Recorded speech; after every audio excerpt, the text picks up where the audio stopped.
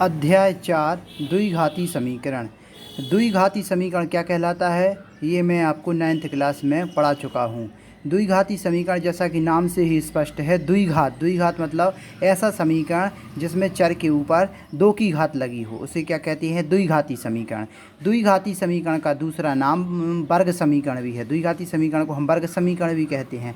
यदि हम इसके व्यापक रूप की बात करें कि द्विघाती समीकरण का व्यापक रूप क्या होता है, तो हम यहाँ देखते हैं ax², मतलब यहाँ a का मतलब किसी भी अचर से है। अचर का मान कुछ भी हो सकता है, 2, 4, 6, 8, 10 कुछ भी हो सकता है। तो ax² plus bx plus c, यहाँ a b c तीनों अचर हैं और x हमारा क्या है? चर है। द्विघाती समीकरण की एक पहचान है, उसे हम ध्यान रखें कि x के ऊपर हमेशा इसमें या चर के ऊपर हमेशा इसमें 2 की घात होती है और बराबर में क्या होता है? हमेशा 0 होता है। द्विघाती सूत्र, इस समीकरण को यदि इस प्रकार का हमें कोई समीकरण दिया गया और हमसे बोला गया है कि द्विघाती सूत्र का उपयोग करके हमें क्या करना है? इसका x का मान को क्या करना है? ज्ञात करना है। इसको हम धराचार सूत्र ही बोलते हैं। इस सूत्र को आप अच्छी तरीके से याद कर लीजिए।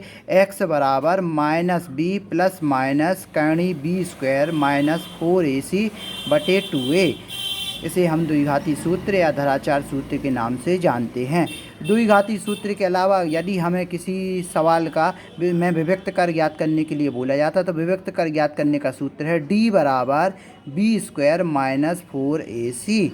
यदि d का मान, यदि यहाँ पर हम मान रखते हैं b का मान, a का मान और c का मान रखने के बाद यदि हम इसे सॉल्व करें तो d का कुछ ना कुछ हमें मान प्राप्त होगा। यदि d का मान 0 से क्या आ जाता है? बड़ा आ जाता है, प्लस में आएगा और 0 से बड़ा होगा तो मूल कैसे हो जाते हैं? वास्तविक होते हैं और असमान होते हैं। परंतु यदि d का मान 0 आ जाता तो क्या हो जाते हैं? हमारे मूल क्या होंगे? दोनों मूल बराबर होंगे। और यदि d का मान क्या हो जाए? 0 से छोटा हो जाता है, यदि माइनस में कोई मान आता है तो मूल हमारे क्या नहीं होंगे? वास्तविक नहीं होंगे, जिसे हम कह सकते हैं का मूल क्या होंगे? काल्पनिक होंगे। अब एक बात आप लोग यहाँ हमारी ध्यान से सुनना कि द्विघाती समीकरणों को हल करने की 3 विधियाँ हैं और तीनों विधियाँ हम पढ़ेंगे। सबसे पहले नंबर 1 सूत्र विधि है, दूसरी हमारी गुणनखंड विधि है और तीसरी हमारी पूर्ण वर्ग बनाने वाली विधि है।